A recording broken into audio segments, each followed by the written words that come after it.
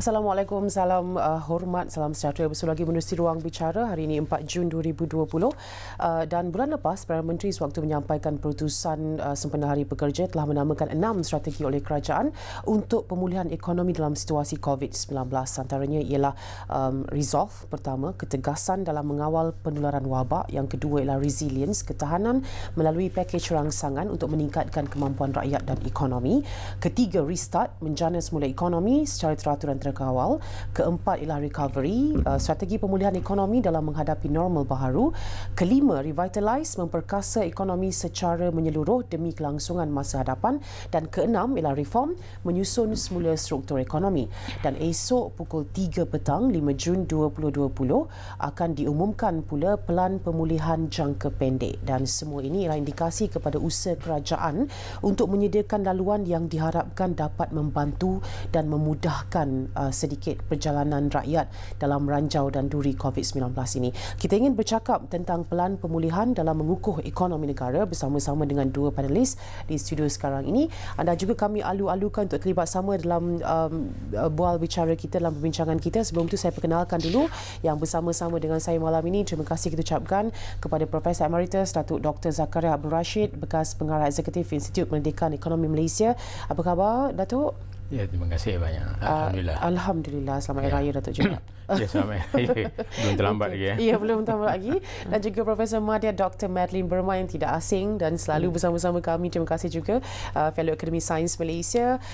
Dan anda kami buka talian sebenarnya 0320594624 dan 20594625 untuk anda membuat panggilan, mengajukan sebarang soalan kepada kedua-dua panelis kami dan juga boleh menonton secara langsung di live Facebook dan YouTube Bernama TV. Baik, pelan pemulihan mengukuh ekonomi negara. Mungkin pertama sekali kita mulakan dengan gambaran yang kita perlu ingat dengan apa yang Malaysia ada right before, sebelum berlakunya COVID-19 dan juga PKP yang mungkin mengekang ataupun mengawal pergerakan ekonomi kita. Adakah Malaysia dalam keadaan yang baik masa itu, Datuk, untuk kita bertahan dalam cabaran 2 bulan ini?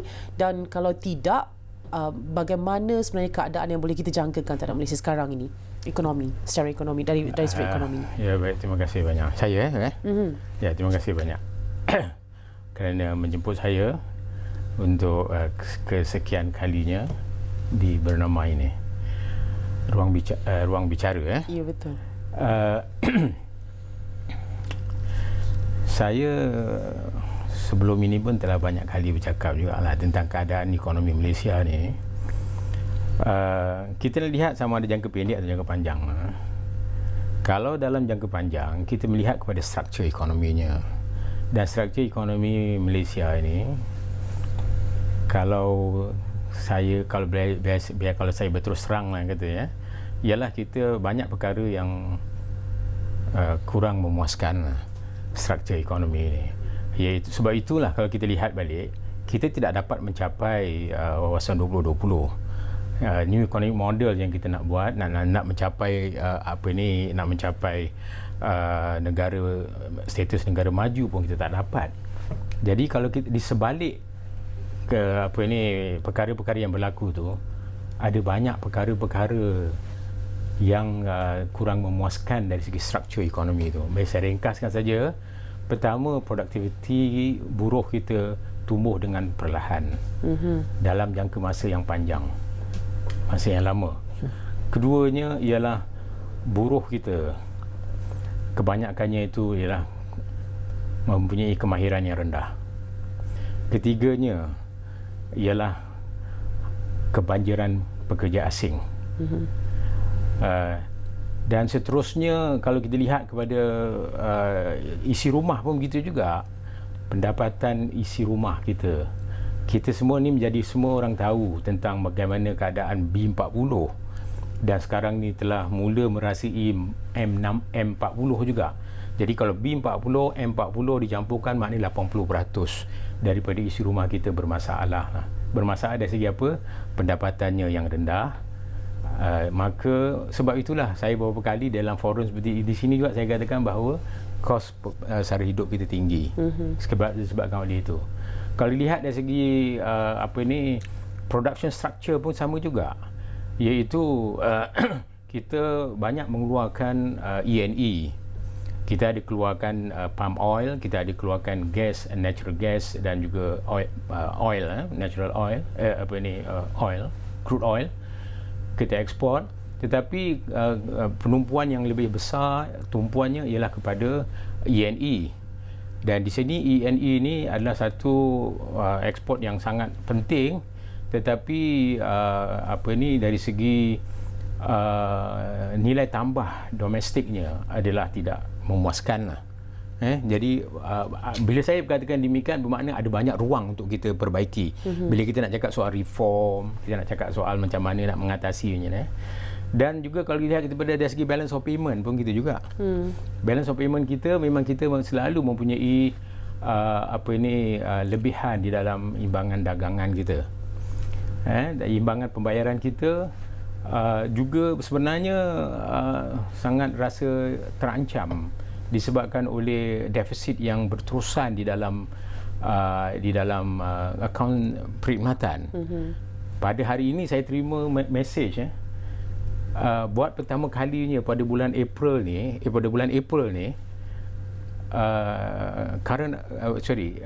merchandise account kita, iaitu akaun dagangan kita mula defisit. So kalau mula defisit ini, akaun perkhidmatan defisit, saya rasa imbangan pembayaran kita sekarang ni sudah ada defisit pada bulan April. Bermakna saya tak tahu lagi, saya mungkin agaknya besok lusa orang akan mula bercakap soal ini lah. Kita sedang menghadapi twin deficit lah sekarang ni. Kita menghadapi twin deficit. Baik, jadi ini semua adalah satu cabaran. Tidak ada ekonomi yang tidak ada bermasalah. Menyebabkan kita punya ketidaksetaraan agihan pendapatan semua itu.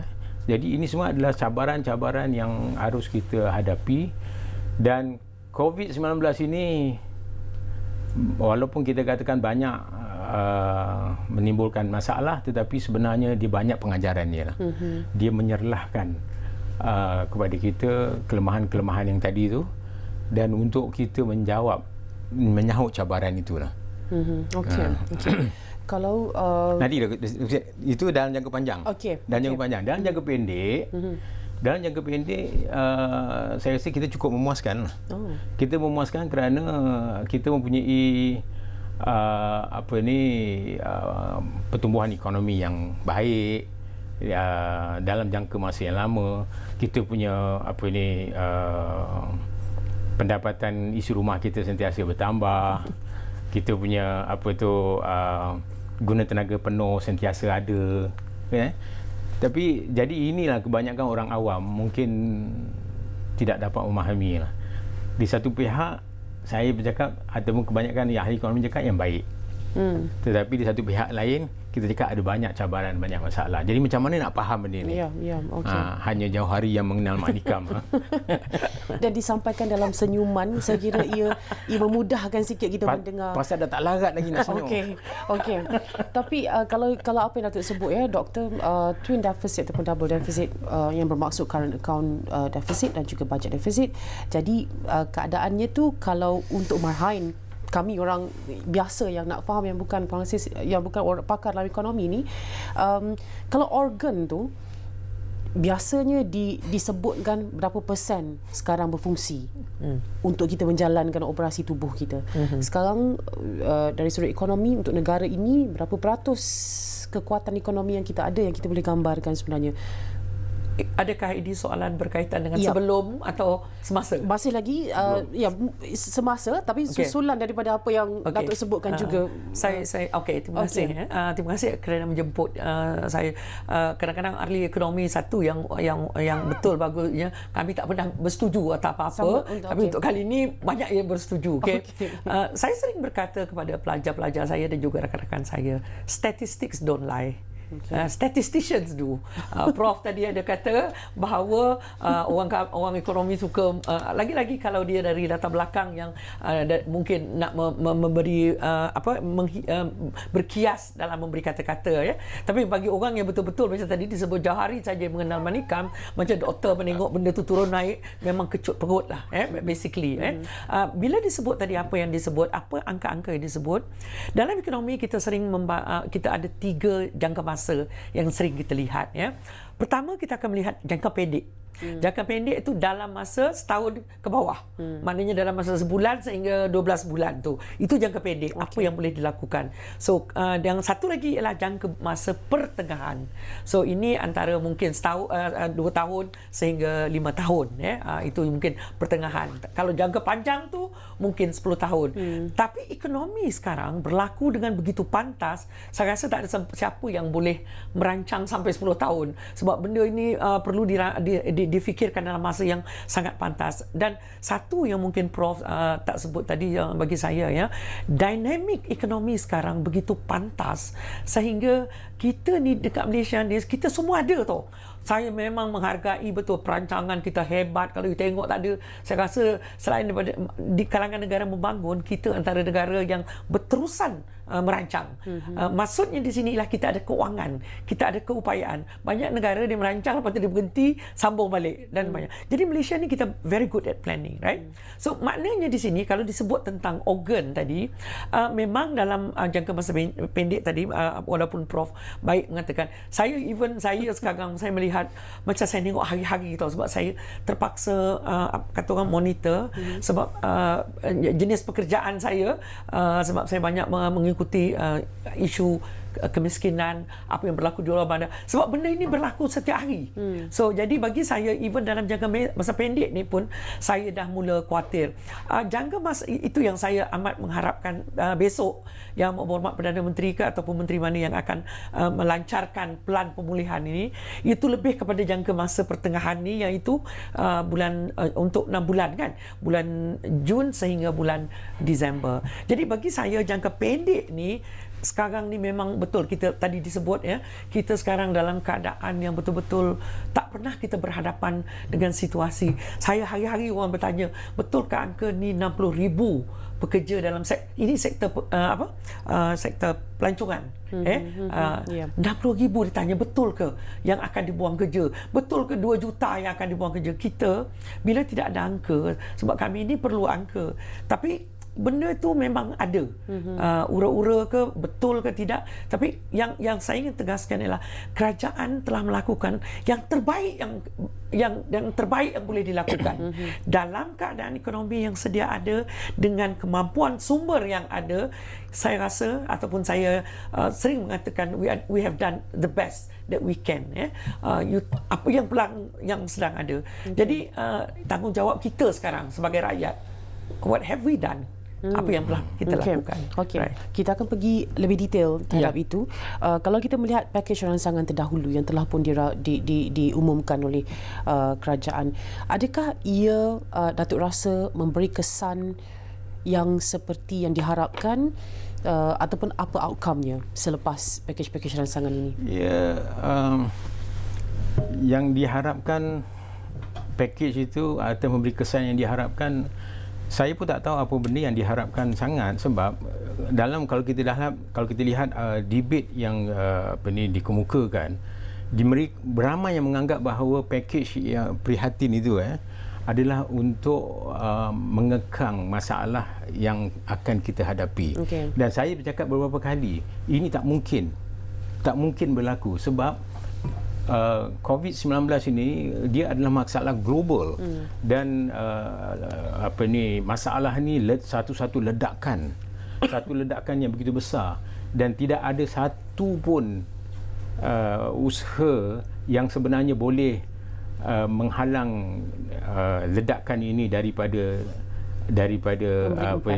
tidak boleh berlaku sama sekali. Jadi apa yang boleh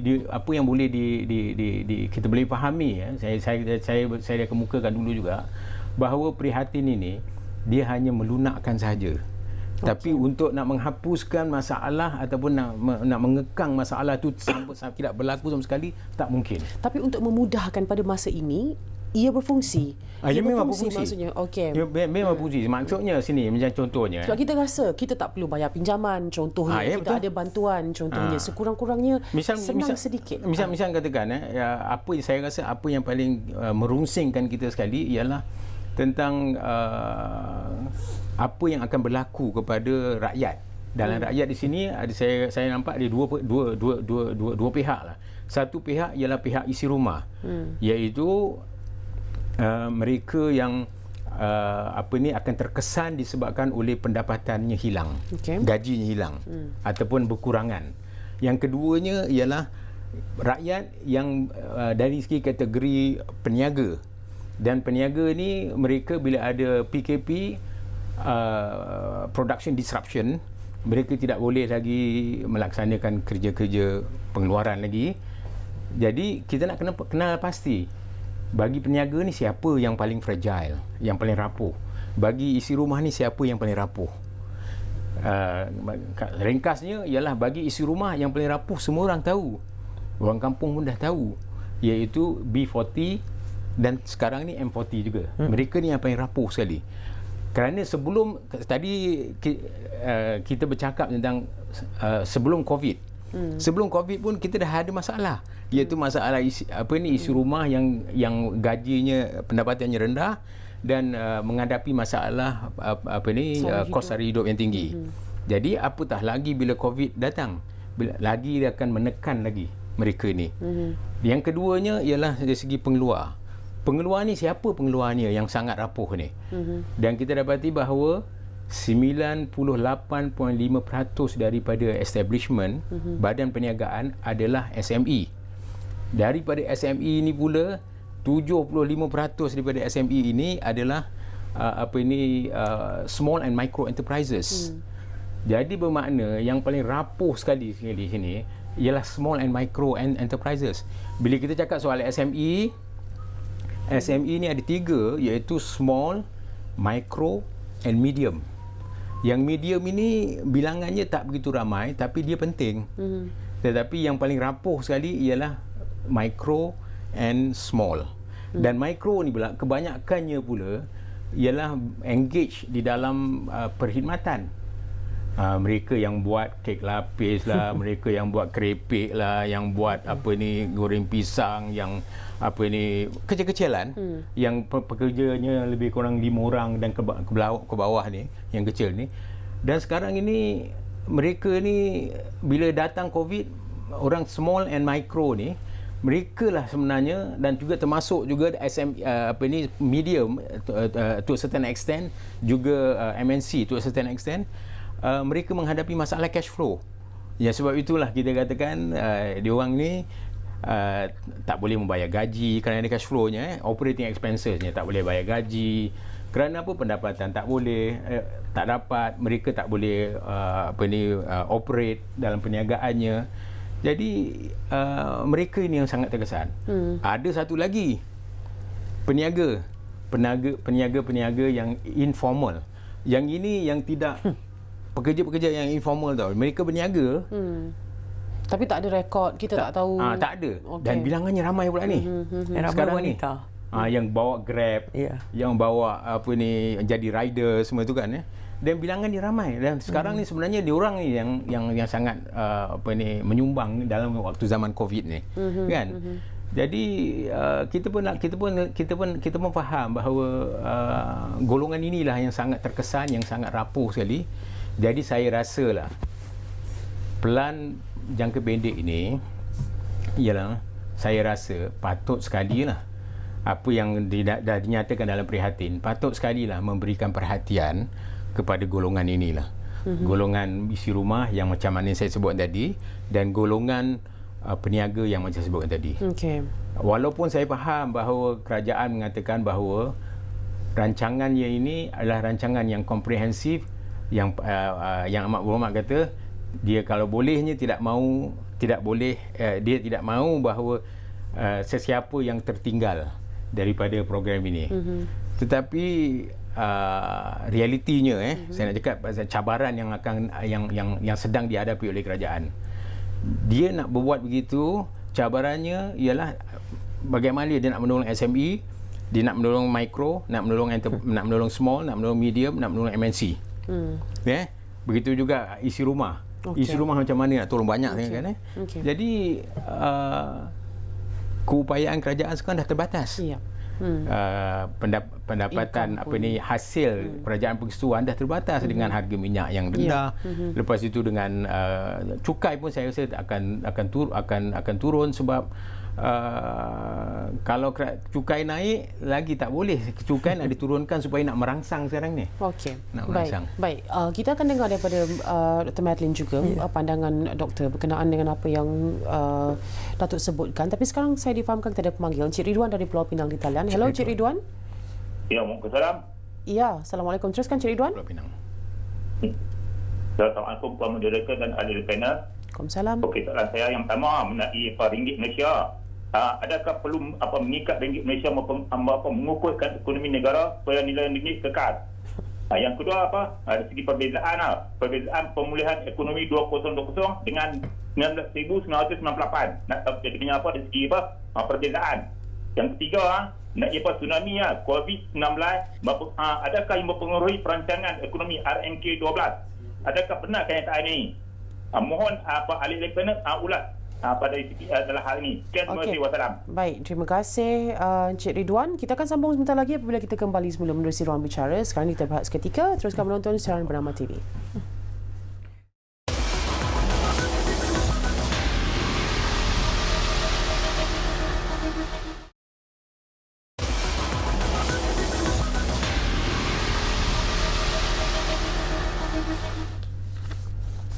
Kembali semula menerusi ruang bicara. Malam ini bercakap tentang pelan pemulihan mengukuh ekonomi negara sehari sebelum kerajaan akan mengumumkan pelan pemulihan jangka pendek esok 5 Jun 2020 pada pukul 3 petang siang langsung di Bernama TV. Dan malam ini kita bersama-sama dengan Profesor Emeritus Datuk Dr. Zakaria Abdul Rashid, bekas pengarah eksekutif Institut Pendidikan Ekonomi Malaysia, dan juga Profesor Madya Dr. Madeline Burma, Fellow Akademi Sains Malaysia, untuk bercakap tentang pelan pemulihan ini yang kita harapkan boleh mengukuh ekonomi negara, menambah usaha untuk mengukuh ekonomi negara. Baik, Doktor nak sambung sedikit lagi daripada apa yang Datuk sebutkan tadi. Terima kasih. Saya tertarik dengan apa yang disebut oleh Prof tadi. Sebenarnya apa yang saya ingin tambahkan juga ialah itu, ekonomi tidak boleh dilihat secara homogen.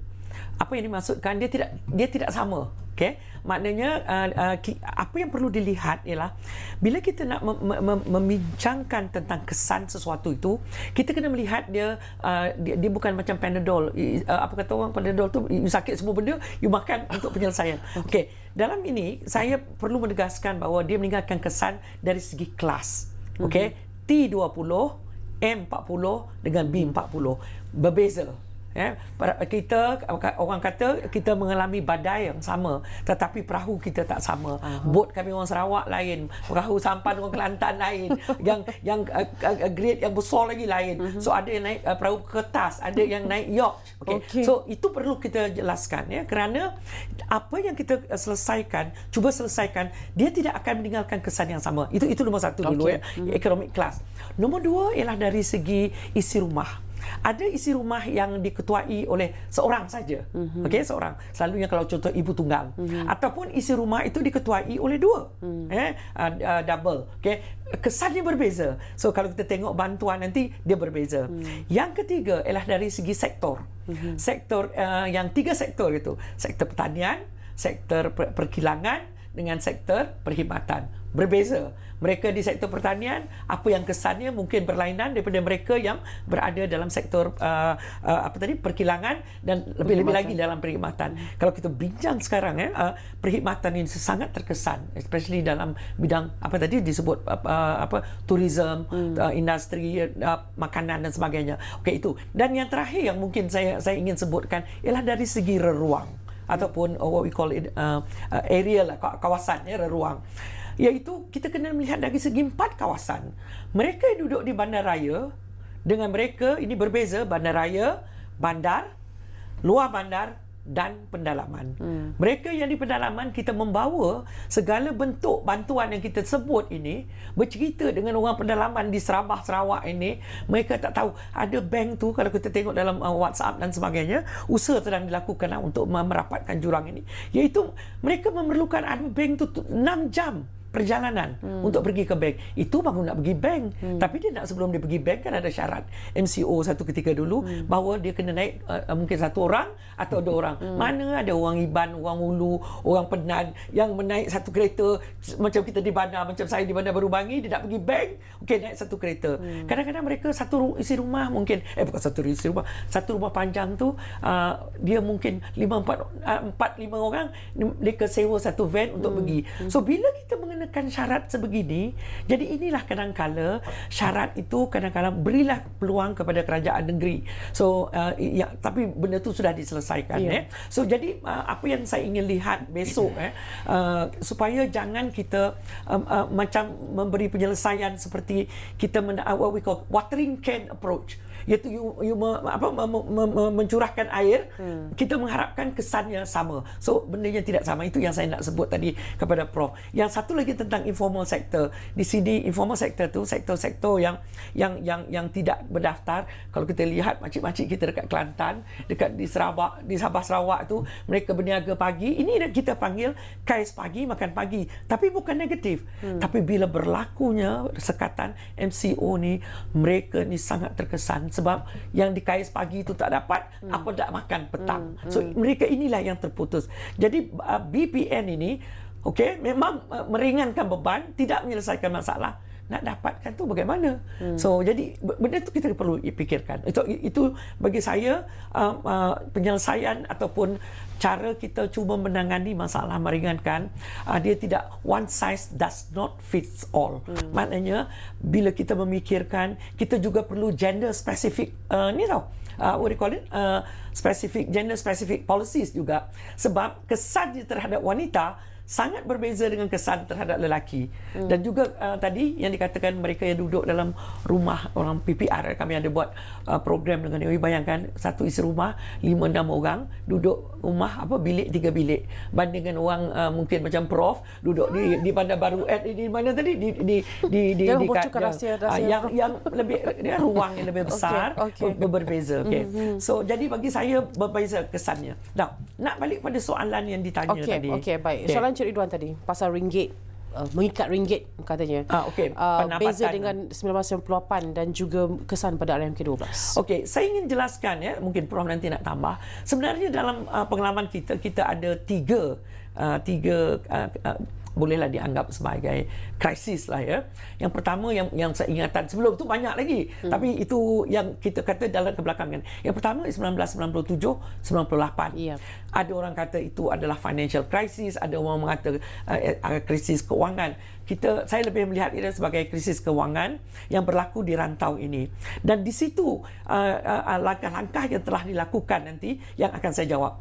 Yang kedua ialah pada tahun 2008 kita ada juga satu krisis yang itu dipanggil sebagai subprime krisis, di mana Malaysia juga terkesan. Now, yang ini yang ketiga yang betul-betul di luar jangkaan kita. Okey. Yang saya bayangkan tadi yang disebut oleh Cik Radwan, dia seakan-akan bila dia menyebut penambatan mata wang yang dia rujuk pada, bagi saya ialah 97, 98. Di situ kita melihat kehebatan Malaysia, tapi when you look at hindsight, maksudnya apa kata orang, kita menoleh ke belakang.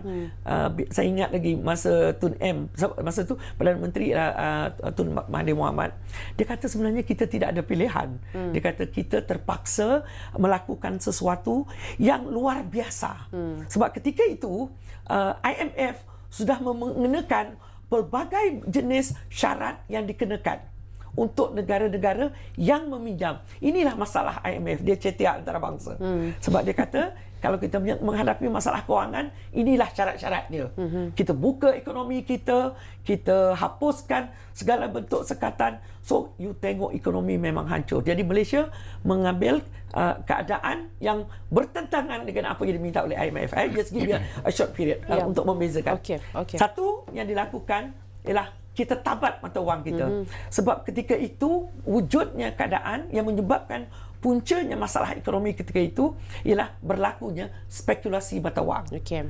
Tapi sekarang tidak ada spekulasi mata wang. Jadi pendekatan kita nak menambat pengaliran tidak. Yang kedua, kita melihat pengaliran keluar pelabur-pelabur asing. There was panic in the market. Okey? Kita melihat mereka membawa keluar. Jadi apa yang dibuat? Kita kenakan sekatan secara selektif. Maksudnya syarikat-syarikat ini hanya boleh keluar selepas 1 tahun. Bayangkan kalau tiap-tiap hari mereka ini keluar. Jadi pada masa sekarang, yang berlaku bukannya keluar. Apa yang berlaku ialah sekarang, the whole world economy berhenti. Macam seolah-olah berhenti bernafas. So bukan saja kita yang berhadapan dengan masalah, ekonomi dunia di luar juga berhadapan dengan masalah. Jadi apa yang disebut oleh Encik Radwan tadi, memang Malaysia melakukan apa yang terbaik pada ketika itu, tapi dengan itu saya katakan kita banyak dihentam oleh negara-negara luar. Okay. Sekarang kita tidak boleh menggunakan pendekatan yang sama sebab isu dia sangat berbeza. Dia ialah kesihatan dan ekonomi bergabung. Okey, itu jelah panjang jawapannya. Okey. Kalau nak saya ulas sikit apa yang ditanya oleh Cik Ridwan tadi daripada Penang. Masalah krisis ekonomi yang kita hadapi yang lepas adalah krisis keuangan. Okey. Tapi masalah yang kita hadapi sekarang ini ialah ekonomi real sector. Maknanya dia pukulannya lebih KO lagi, lebih teruk lagi, hebat lagi pukulannya. Selalunya masalah yang berlaku daripada sektor kewangan, yang kita panggil krisis kewangan, akan menjangkit kepada real sector. Barulah kita akan menjadi mengikut masalah. Tapi sini, kenapa saya katakan demikian? Kerana PKP, kerana MCO tadi. MCO tu maknanya dia production disruption. Kelapa sawit tak boleh keluar, minyak gas tak boleh keluar, E&E tak boleh keluar, dan segala-galanya. Dan sekarang ni bukan berlaku di Malaysia saja, tapi berlaku di seluruh dunia. Jadi makna masalah pada hari ini adalah jauh berbeza, unprecedented selalu jauh berbeza dan skala yang sangat besar sekali berbanding dengan apa ni yang kita hadapi yang lepas-lepas. Sebab itu kalau dulu-dulu kita sebut recession, tapi sekarang ini orang dah mula bertanya, adakah kita ni akan menghadapi Great Depression pada tahun 30-an? Saya tak boleh berkatakan apa-apa dulu sekarang ni kerana Great Depression ini akan mengambil masa dalam setahun setengah, 2 tahun, 3 tahun. Kalau berlanjutan berlaku masalah sebegitu, maka kita katakan sebagai Great Depression. Tapi saya pun risau juga sebab the major player, economic player global, China, Europe, US sudah terkesan sekarang ni. Jadi kalau kita lihat dari segi balik semula pada soal tambatan ringgit tadi, saya rasa ini bukan masanya kita untuk bercakap tentang tambatan ringgit. Sebab kita pun tak tahu macam mana dolar sekarang ni. Ekonomi yang kukuh yang kita nak tambat tu pun kita tidak tahu keadaan. Ya, dolar sekarang kita tak tahu macam mana. Sekarang ni keadaan di US dengan rusuhan-rusuhan di seluruh negara dekat US, kita tak tahu lagi macam mana. Apa yang berlaku pada ringgit. Sebab sekarang ini orang makin mula-mula bertanya, adakah ringgit masih lagi menjadi world reserve currency ataupun tidak. Jadi kalau kita nak menambat pada ringgit pun, sedangkan ringgit nak menambat pada dolar, sedangkan dolar pun sendiri tak tahu dia punya keadaan macam mana. So saya fikir sekarang ni bukan masanya lah untuk kita bercakap soal ringgit. Okey. Baik, kita sambung sikit lagi, tapi sekarang kita ada Encik Abdullah Osman dari Negeri Sembilan di talian. Hello Encik Abdullah. Waalaikumsalam. Bismillah. Ya, teruskan Encik Abdullah. Dan juga di panel. Ini tentang ada 2 perkara lah. Pertama sekali tentang krisis Amerika dengan China ni. Apa efeknya kepada negara kita? Dan kita nak ke arah mana? Ke China ke ataupun ke Amerika? Dan lagi satu tentang ekonomi Malaysia ni tak menentu sebab politik dia. Politik dia tak menentu, jadi ekonomi pun tak menentu. Apa pandangan ahli panel? Itu saja, terima kasih. Okey, baik. Datuk, doktor dulu, Datuk. Okey, siapa dulu? Boleh Datuk dulu. Yang pertamanya dia bertanya yang apa daripada Segi Sembilan tu berkenaan dengan apa tadi tanya? Okey, yang pertama tadi krisis antara Amerika dan China, apa kesan pada Malaysia dan juga kestabilan politik dan kesan pada ekonomi kita. Krisis tentang China Amerika ini, dia dua negara ni dua giant. Dua-dua ni combine, dia contribute 40% daripada world GDP. Ya, jadi bermakna kehadiran China dan kehadiran Amerika ni boleh katakan dia berada di seluruh seantero dunia lah. Maknanya semua negara semua dia akan terlibat. Terutama sekarang China. Khususnya bagi Malaysia pula, China adalah rakan yang erat dengan kita dari segi rakan dagang lah maksud saya. Kita banyak mengeksport pada dia dan kita banyak juga mengimport pada dia. Sekarang ni dia adalah rakan dagang nombor 1 dalam ekspor, rakan dagang nombor 1 dalam import. Amerika sangat penting kerana Amerika juga adalah rakan dagang top 5 kepada Malaysia ni. Kita mengekspor, kita mengimport juga pada dia. Jadi maknanya dia kalau dua-dua gajah ini berjuang, kita ni 0.4% contribution to GDP, world GDP. 0.4%. Lawan 40%. Yang lawan 40%. Jadi maknanya dia kalau gajah dengan gajah berjuang begini dan lepas itu kita pula banyak sangat berkait dengan Amerika, kita banyak juga berkait dengan China dan tentu yang memberi kesan. Terutamanya kita lah, negara-negara lain pun ada juga yang terkesannya. Jadi kalau nak detailnya lagi, kesannya macam mana? Production kita akan berlaku disruption. Maknanya dia kalau kita lihat kalau China, contohnya kalau segi pertelingkahan China dengan Amerika tak mahu lagi mengimport ataupun nak mengurangkan import daripada negeri China. Maka China punya production akan terhenti ataupun berkurangan. Bila production China berkurangan, dia juga akan mengimport intermediate goods kurang daripada Malaysia. Jadi macam contohnya elektronik. Saya biasa sebut juga tu. Jadi kita supply small amount in relative term small amount of intermediate goods kepada China supaya China gunakannya tu untuk productionnya dan juga mengeksport kepada Amerika. Tapi bila dia letakkan sekatan, maka kita akan apabila China berlaku sekatan seperti itu, maka income dia, production dia akan berkurangan, income dia akan merosot, maka kuranglah dia memberi pada Malaysia dan kuranglah juga turisnya akan datang ke Malaysia. Jadi kalau kita lihat tengok misalnya contohnya bila berlaku di Wuhan masalah COVID di Wuhan yang mula-mula tu berlaku, pelancongan kita dah habis dah. Banyak daripada hotel-hotel kita dah waktu bulan Disember sudah mula terasa. Sekarang ni almost lumpuh saya fikir. Kita punya hotel ni lumpuh. Kadang kalau kita lihat dia di segi globalnya pula, kita lihat airline banyak dah tergendala, bukan airline di Malaysia saja, airline di negara-negara yang barat. Saya dengar di Australia, satu syarikat tu apa dia panggil tu, syarikat dah tutup dah, dan banyak lagi sekarang ni syarikat airline pun dah mula terkesan. Jadi kesannya kepada kita ialah bila berlaku production disruption, bila berlaku pengurangan import daripada negara China dan juga pengaruh Eropah dan juga Amerika kepada barang kita, maka kita punya production akan berkurangan dan kesan kita akan terpaksa kurang mengeksport pada negeri dia. Maka ramai daripada pekerja-pekerja kita akan terpaksa menganggur.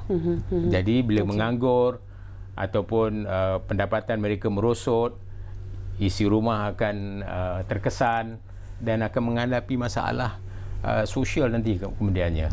Ini bentuk kesan kepada Malaysia daripada apa yang berlaku di apa yang mungkin menjejaskan Amerika dan China juga. Baik, kita ada pemanggil terakhir di talian sekarang ini, Encik Ashraf dari Selangor di talian. Hello Encik Ashraf. Hello. Encik Ashraf,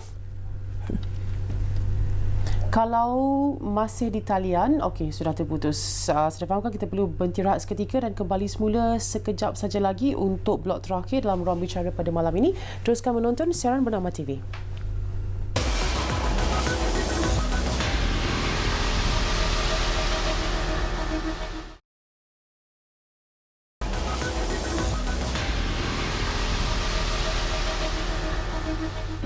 Baik, kembali semula menerusi ruang bicara 4 Jun 2020. Malam ini kita anticipate pelan pemulihan pengukuhan ekonomi negara yang akan diumumkan esok ialah pelan yang dinamakan sebagai pelan jangka pendek, sebagai pelan pemulihan jangka pendek, bersama-sama dengan dua ahli ekonomi kita, Profesor Emeritus Datuk Dr. Zakir Abdul Rashid dan juga Profesor Madia Dr. Madeline Burma. Baik, Doktor. Yep. Esok ada pengumuman baru yang kita jangkakan. Satunya ialah tentang pelan rangsangan ekonomi dan satu lagi tentu saja keputusan terhadap tempoh PKP sama ada penambatan ataupun pelanjutan, memandangkan 9 Jun dah semakin hampir. Jadi rakyat dalam situasi COVID ni, apa yang kita dengar lebih banyak adalah daripada ahli-ahli kesihatan, orang-orang kesihatan, kalau doktor-doktor dan sebagainya, yang memikirkan bahawa kesihatan itu yang paling utama sekali. Kita kena bertahan dulu dalam keadaan sekarang ini, memastikan supaya kita terus hiduplah. Betul. Tapi kalau kita dengar orang-orang ekonomi, mungkin perspektifnya berbeza sedikit. Macam doktor sebut tadi, Datuk pun sebut juga sebab MCO, sebab PKP, banyak benda yang tergendala, ekonomi kita tidak berjalan dengan baik. Tapi ramai juga yang rasa patut sambung lagi PKP ni dalam keadaan macam sekarang ni sebab kita masih lagi risau. Jadi apa sebenarnya yang kita boleh expect esok? Apa yang boleh dilakukan? Apa yang sebaiknya dilakukan oleh kerajaan? Sambung lagi, buka ekonomi lebih luas lagi atau macam mana? Saya nak jadi ahli nujum sekejap.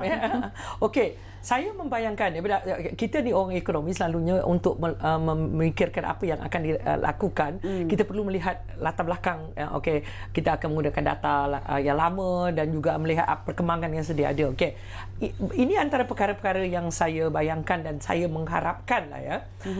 Bagi saya, kita tadi ada disebut 6 strategi yang telah dinyatakan ya.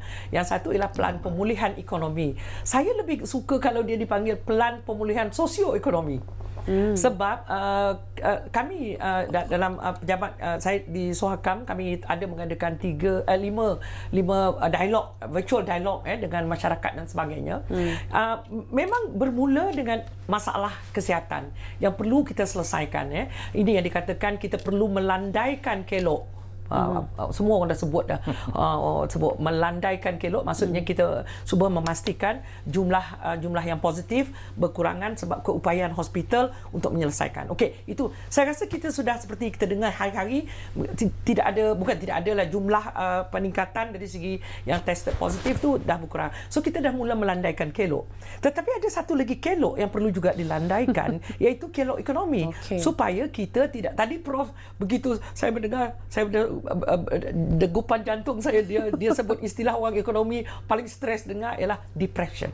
Dan dia menggunakan istilah 1930 punya depression, iaitu satu yang kami gelar sebagai satu rujukan, iaitu it is either you are before that or after that. Sebab tidak ada pernah berlaku lagi lepas tu, because kita melihat keadaan ekonomi dunia memang tapi masa tu yang terkesan sangat di Amerika Syarikat dan juga negara-negara yang lain. Selama ni kita gunakan recession, sedap sikit bunyi dia. Sekali hari ni Prof dan daripada latar belakang MIA pula, dan orang ekonometrik pula tu, dia boleh membuat ramalan. Saya percaya sikit dengan dia. Saya kata, alamak, apa yang akan berlaku? Because depression is really, kita mendengar pun depressed. Betul. Okay. So kita harapkan, kita doakan lah ya, rakyat Malaysia selepas hari ini, doakan besok supaya langkah-langkah yang dijalankan ialah untuk memastikan yang kita cuba selesaikan. Yang pertama dulu kesihatan tu kita dah ni. Yang kedua ialah ekonomi. Ekonomi iaitu tadilah, bagi saya yang sangat penting ya. Saya tidak mengatakan kesihatan itu tidak penting, tapi ekonomi itu ialah satu, ialah ini isi rumah tadi Prof ada sebut tadi, isi rumah, sebab di situlah politically you cannot afford that. Dan dari segi kemanusiaan juga dia tidak boleh dikorbankan. Sebab nyawa manusia tidak ada kelas. Dia tidak ada B40 ke M40 ke T20. Manusia adalah manusia, tak kisah siapa dia. Kedua, mereka tidak kira, saya ni agak sentimental bagi saya, mereka di luar bandar, sebab kesannya sangat-sangat terasa bagi mereka yang berada di luar bandar, yang jauh, yang tersisih daripada arus pembangunan. Bagi kita di sini, saya di Bandar Baru Bangi, patutnya 5 minit saya sampai ke klinik. Dia orang, you tunggulah. Okay? So begitu. So bagi saya, yang kedua tadi lah ekonomi tu. Okay? Yang ketiga bagi saya ialah, because kalau betul apa yang Prof ramalkan, kita doakan dia tak betul lah ya, iaitu berlakunya depression dan even including recession, akan berlaku pengangguran, kesan terhadap isi rumah, dan di sini isu sosial akan muncul. Gelandangan dengan domestic violence, dengan isu-isu ini, belum lagi isu satu yang saya nak sebut, the lost generation, disebabkan pendidikan kita tidak tidak berjalan dua bulan. So ada istilah dia katakan lost. Kita nak minta solutionnya yang juga mungkin berbentuk jangka pendek, yang boleh dibuat oleh semua rakyat, sama-sama membantu menggerakkan semula atau menyelamatkan kita dari ramalan Prof Datuk tadi. Tapi sebelum tu kita ada pemanggil terakhir, kita ambil semula Encik Ashraf dari Selangor. Hello Encik Ashraf. Hello, Assalamualaikum. Ya, Waalaikumsalam. Teruskan Encik Ashraf. Okey, saya nak tanya, saya ada 2 soalan. Soalan pertama ialah, kalau kita perhatikan, severity of COVID-19 ni berpunca oleh globalisasi.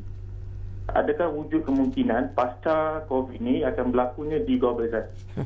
Okey, pertama. Dan kedua, bila berlaku krisis, kita akan berbalik pada isu asas seperti orang kata penyediaan makanan, social, food security. Okey.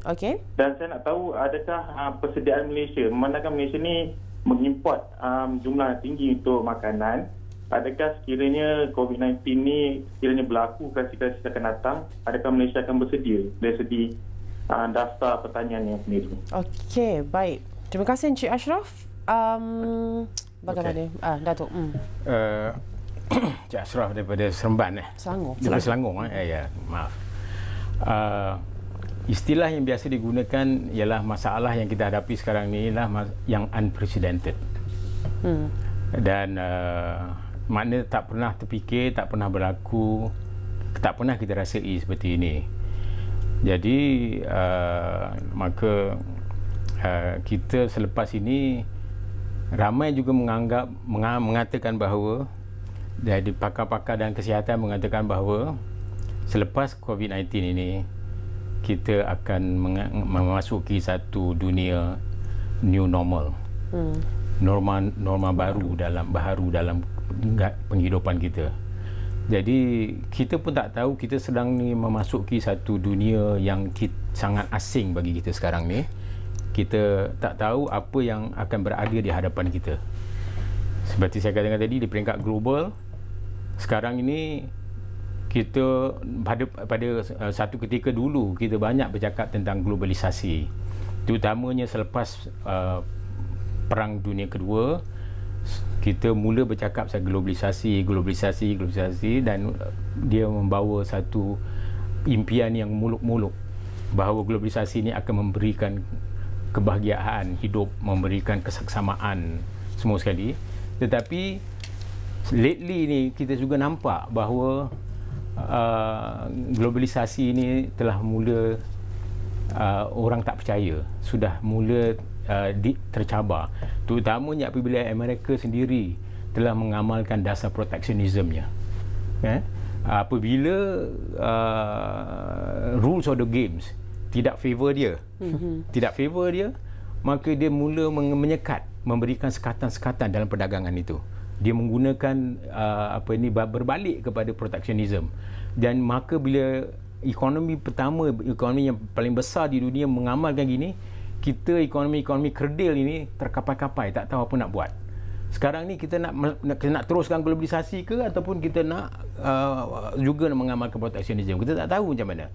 Sebab the world leader, the global leader sudah menukar rule of the game. Maka COVID-19 ini akhirnya menyebabkan kita akan memasuki satu dunia asing sekarang ni, dunia baru nanti. Saya pun tak tahu macam mana akan berlaku, tapi itulah hakikatnya. Maka di peringkat kita di Malaysia ni, bukan di peringkat global, di peringkat Malaysia ni juga kita akan mengalami satu perubahan yang lain juga, iaitu kalau kita lihat dari segi gaya bekerja, gaya makan, gaya hidup dan sebagainya. Travelling, semua akan berubah. Jadi bagaimana dia affect ekonomi itu pun very uncertain. Orang tak tahu lagi macam mana. Jadi kita cuma kena bersedia sajalah dalam keadaan ini. Ada asas lah apa yang Cik Ashraf tanyakan tadi tu, ada asasnya lah yang mungkin kita boleh risaukan juga. Baik, doktor, dan mungkin juga kalau kita boleh bercakap tentang apa yang perlu kita sama-sama buat sebenarnya. Sebenarnya saya nak jawab Cik Ashraf tadi sikit je. Bagi saya globalisasi ni dia dah macam sotong. Dia dah dia punya jangkauan dia sudah meresap ke seluruh dunia. Jadi untuk dia dihentikan dan disebabkan oleh COVID tu saya rasa tidak mungkin ya. Sebab globalisasi ini dalam bentuk perdagangan, mungkin perdagangan bersifat protectionism, tetapi internet tapi seperti media massa, kita lihat saja peranan yang dimainkan oleh media sosial yang sebagainya, dia sudah menguasai kita dan kita lebih sekarang luas lagi lebih luas. Jadi cuma apa yang berlaku sekarang yang saya lihat ada trend ke arah menentang globalisasi seperti yang Prof, di mana ada orang yang merasakan globalisasi ini sebenarnya tidak membawa kebahagiaan dan apa yang dijanjikan dulu. So memang kita melihat banyak demonstrasi yang dulu sebelum ini setiap kali ada persidangan antarabangsa di ini kita melihat ramai anak-anak muda menentang itu. Jadi trend itu memang ada. Jadi apa yang Prof katakan tadi, norma baru itu norma baru, memang keadaan yang baru yang bagi saya yang akan menguasai ketika itu ialah teknologi. Kita akan dikuasai dan di situ Malaysia, saya tak tahu di mana kita berada. Orang bercerita tentang 4IR. Bagaimana orang negara-negara yang maju sekarang, dah lama kita tak dengar cerita IR4 ni. Sebab inilah cara untuk kita menyelesaikan, mencari inovasi. So bagi saya globalisasi akan berterusan, cuma mungkin dalam bentuk wajah baru, mungkin normal yang baru untuk globalisasi normal yang baru, juga. cuma cara dia berlainan. Dan kita lihat bagaimana destruction of gig economy yang dulunya muncul selepas 2008, seperti Airbnb, seperti Grab ekonomi, itu semua muncul selepas krisis 2008. Sekarang you tengok gig economy hampir tak ada, bukan gig economy, yang pergi ke Airbnb habis, hancur. So saya pun optimistik, walaupun tadi pesimistik dengan sedih mendengar depression. Saya percaya bagi setiap berlakunya benda sebegini akan ada hikmah dia. Yang penting kita mencarinya dan mencari kekuatannya. I mean, we need to find solace in that. Itulah panjang jawapannya. Saya perlukan 2-3 minit sahaja sebelum kita berakhir. Tapi persediaan untuk rakyat kita sendiri yang mahu sama-sama menyumbang, mengembalikan semula apa yang kita pernah ada. Nak kembali semula pada, yalah, macam Datuk kata, tak boleh balik semula pada masa lalu pun, kita ada norma yang baru. Tapi sekurang-kurangnya untuk kita kembali kukuh dan tidak terlalu depres sangat. Apa yang perlu kita buat? Apa yang perlu kita buat, pelan ini ialah pelan jangka pendek. Dan kita tak perlu, saya rasa saya tak perlu sentuh tentang jangka panjang lah. Jangka panjang tu ialah satu perubahan struktur yang perlu dilakukan. Yang itu lepas daripada kita adalah perkara lain lah. Tapi dalam perkara yang ini, jangka pendek ini ialah apa yang patut dilakukan serta-merta untuk menghapuskan atau mengurangkan masalah yang akan kita hadapi selepas COVID-19 ini. Saya rasa masalah yang paling besar sekali ialah menjaga kepentingan rakyat. Yang di sini saya kata rakyat sini ialah yang tadi saya kata sebut tadi, ialah isi rumah dan juga para peniaga tadi. Jadi isi rumah ini kerana kesannya sangat hebat. Saya rasa, saya harap dan supaya apa yang berlaku di US itu tidak berlaku di sinilah, kan? Jadi bermakna kita berikan keselesaan kepada rakyat supaya mereka dapat pendapatan, mereka dapat pekerjaan, mereka dapat teruskan kehidupan seperti sedia kala. Ataupun bagi pihak rakyat pula, rakyat kena sedar bahawa kerajaan akan berbuat sebaik mungkin untuk membantu rakyat. tetapi kerajaan juga ada kekangan. Seperti saya katakan tadi, kerajaan kalau boleh nak berbelanja sebanyak mungkin yang ada. Sebanyak mungkin wang yang ada nak dibelanjakan untuk supaya rakyat tu dapat pendapatan dan juga dapat pekerjaan balik semula. Tetapi apakan daya? Saya rasa apakan daya? Kita dah ramalkan ataupun banyak orang dah ramalkan bahawa pengangguran akan berlaku. Saya meramalkan, saya rasa dalam lebih kurang dalam 1.3, 1.5, 1.7 juta pekerja akan menganggur. Sekarang ni penganggurannya lebih kurang 600,000. Tapi akan meningkat banyak begitu. Jadi bermakna rakyat kena sedarlah, kena faham bahawa kerajaan cuba berbuat sebaik mungkin, tetapi kalau ada apa-apa kekurangan ataupun yang tak boleh deliver, rakyat kena faham gitu.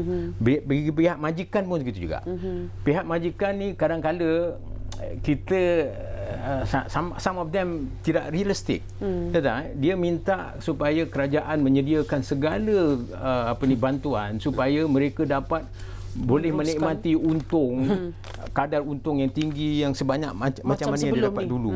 Tapi perkara itu takkan boleh berlaku kan. Jadi saya katakan prioritinya apa? Jadi seperti saya dah sebut golongan yang mana tadi tu? Prioriti tadi apa-apa jenis majikan yang perlu kita ataupun businesses yang harus kita tumpukan gitu kan. Dan seperti kata dan makna dia majikan pun kena fahamlah benda itu. Seperti kata Dr. Madeline juga, golongan-golongan yang perlu bentuk isi rumah yang perlu diberikan perhatian seperti tadi, dan Datuk juga telah menamakan beberapa golongan masyarakat yang paling rapuh yang mungkin akan menerima kesan paling besar. Baik, kita ucapkan terima kasih kepada Datuk dan juga Doktor kerana bersama-sama kami memberikan kita pencerahan banyak perkara juga, dan terima kasih untuk anda juga yang setia menonton siaran Ruang Bicara. Kita terus berakhir di sini. Jangan lupa esok siaran langsung untuk pengumuman oleh Perdana Menteri berkenaan dengan pelan pemulihan jangka pendek pada pukul 3 petang di Bernama TV. Dan teruskan menonton siaran ini. Saya Wan Syarina, jumpa lagi.